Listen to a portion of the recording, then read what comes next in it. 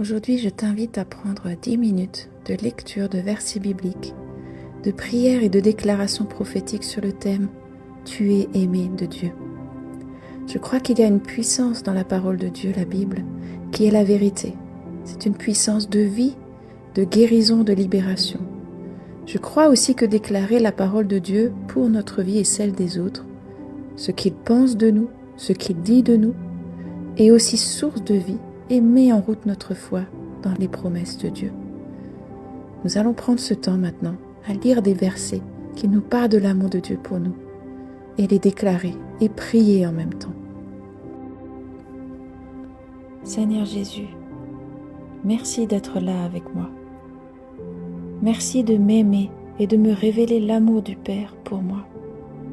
Je sais que tu m'aimes, je lis que tu m'aimes, je vois que tu m'aimes, et pourtant j'ai parfois du mal à réaliser ton amour, à le recevoir pleinement, à l'accepter pour moi aujourd'hui, à le comprendre dans ma situation actuelle.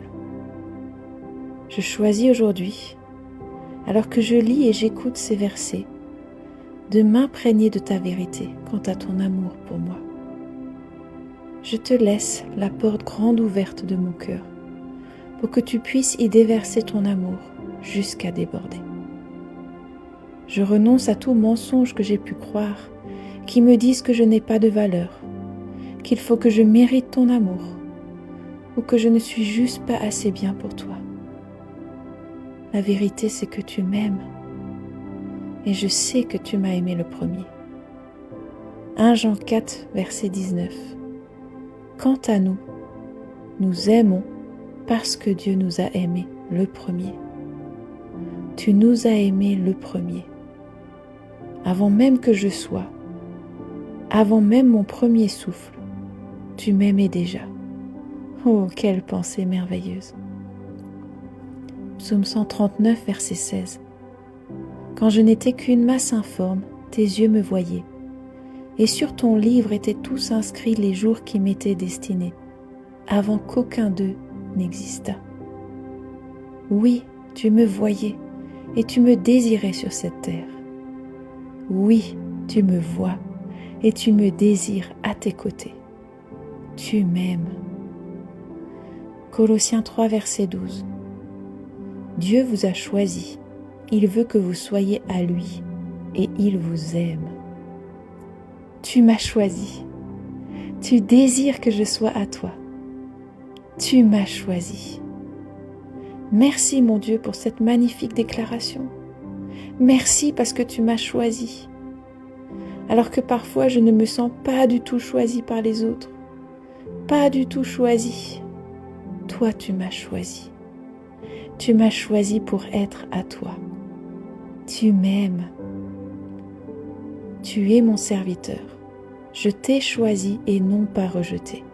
Ésaïe 41, verset 9. Je renonce maintenant à tout esprit de rejet, toute parole de rejet qu'on a pu me dire ou que j'ai pu me dire à moi-même. Je te demande pardon pour cela. Et je prends ton amour à la place, toi qui m'as choisi. En toi, je ne suis pas rejeté. Tu ne m'abandonnes jamais. Car Dieu lui-même a dit, « Je ne vous délaisserai point, je ne vous abandonnerai point. » Hébreux 13, verset 5. Non, tu ne m'abandonnes jamais. Tu m'aimes. Je t'ai appelé par ton nom, tu es à moi. Quand tu passeras par les eaux, je serai avec toi. Quand tu traverseras les fleuves, ils ne te submergeront pas. Quand tu marcheras dans le feu, il ne te fera pas de mal et tu ne seras pas brûlé, puisque moi, l'Éternel, je suis ton Dieu, le Saint d'Israël, ton Sauveur. Oui, parce que tu m'es précieux, tu as du prix pour moi et que je t'aime, je donnerai des hommes en échange de toi et des nations contre ta vie. Ésaïe 43, versets 1 à 4. Dans mes circonstances, dans les épreuves, dans les douleurs et les souffrances de la vie, je peux venir à toi, je peux compter sur toi, parce que tu m'aimes. Ton amour est un soutien inébranlable.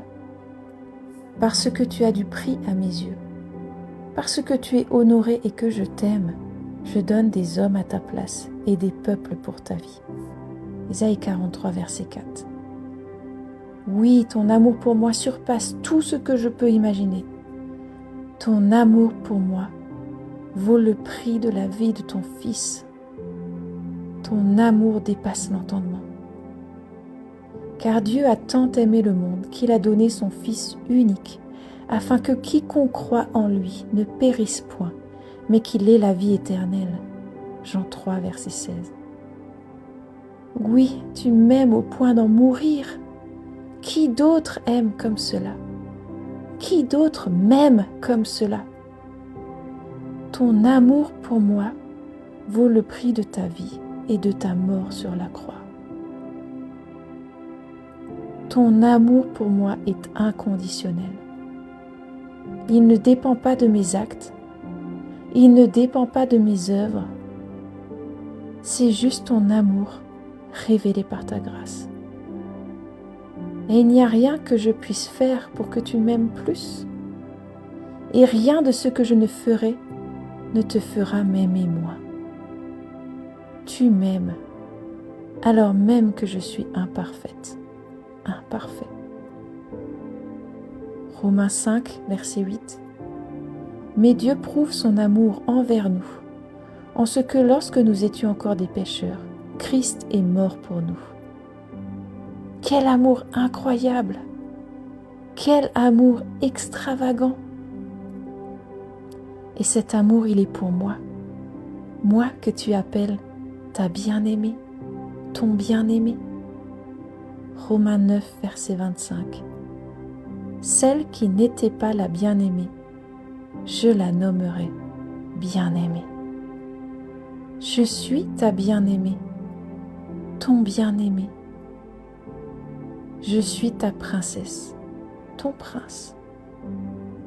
Voyez quel amour le Père nous a témoigné, pour que nous soyons appelés enfants de Dieu. Et nous le sommes. Si le monde ne nous connaît pas, c'est qu'il ne l'a pas connu. 1 Jean 3, verset 1. Je suis ton enfant. Dès que je t'ai connu, Jésus, et que je t'ai accepté comme mon Sauveur et Seigneur, je suis devenu enfant de Dieu. Je suis ton enfant. Je n'ai plus à craindre les hommes, à craindre les circonstances, à craindre le rejet ou l'abandon. Je suis adopté par Dieu et il est mon Père. Tu es mon Père et tu m'aimes. Romains 8, versets 15 à 17. Et vous n'avez point reçu un esprit de servitude pour être encore dans la crainte, mais vous avez reçu un esprit d'adoption par lequel nous crions « Abba, Père !» L'Esprit lui-même rend témoignage à notre esprit que nous sommes enfants de Dieu. Or, si nous sommes enfants, nous sommes aussi héritiers, héritiers de Dieu et co-héritiers de Christ. Si toutefois nous souffrons avec lui, afin d'être glorifiés avec lui. Oui, je suis ton enfant, Père, et je reçois ton héritage. Je suis ton enfant, toi qui es le papa parfait, et ton amour pour moi est merveilleux. Mais toi, Seigneur, tu es un Dieu miséricordieux et compatissant, lent à la colère, riche en bonté et en fidélité. Psaume 86, verset 15. Voici comment tu définis l'amour. L'amour est patient, il est plein de bonté. L'amour n'est point envieux, l'amour ne se vante point. Il ne s'enfle point d'orgueil, il ne fait rien de malhonnête, il ne cherche point son intérêt, il ne s'irrite pas, il ne soupçonne point le mal, il ne se réjouit point de l'injustice, mais il se réjouit de la vérité. L'amour excuse tout, il croit tout, il espère tout, il supporte tout. L'amour n'aura pas de fin. 1 Corinthiens 13, versets 4 à 7. Tu es cet amour, mon Dieu. Tu es amour.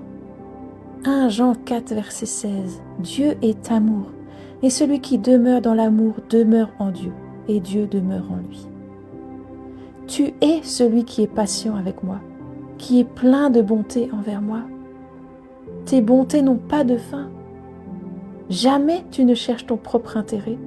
Jamais tu ne vas m'utiliser ou me forcer ou me condamner. Mais en toute chose, tu me pardonnes quand je me repens. Tu crois en moi quand je n'y crois plus. Tu espères toujours le meilleur de moi-même, parce que tu me vois déjà parfait, déjà abouti, lavé par le sang de Jésus. Tu supportes toutes mes émotions, tous mes questionnements, tous mes doutes et mes peurs. Ils ne te font pas peur. Ton amour pour moi n'aura pas de fin. Jérémie 31, verset 3. De loin l'Éternel se montre à moi. Je t'aime d'un amour éternel. C'est pourquoi je te conserve ma bonté. Merci Seigneur pour cet amour éternel que tu me portes, cet amour sans fin. Rien ne pourra me séparer de ton amour pour moi. Oui, j'en ai l'absolue certitude. Ni la mort, ni la vie, ni les anges, ni les dominations, ni le présent, ni l'avenir, ni les puissances, ni ce qui est en haut, ni ce qui est en bas, ni aucune autre créature ne pourra nous arracher à l'amour que Dieu nous a témoigné en Jésus-Christ notre Seigneur. Romains 8, versets 37 à 39. Oh, merci pour ton amour pour moi. Merci Seigneur, tu m'aimes et rien ne pourra me séparer de ton amour pour moi. Amen.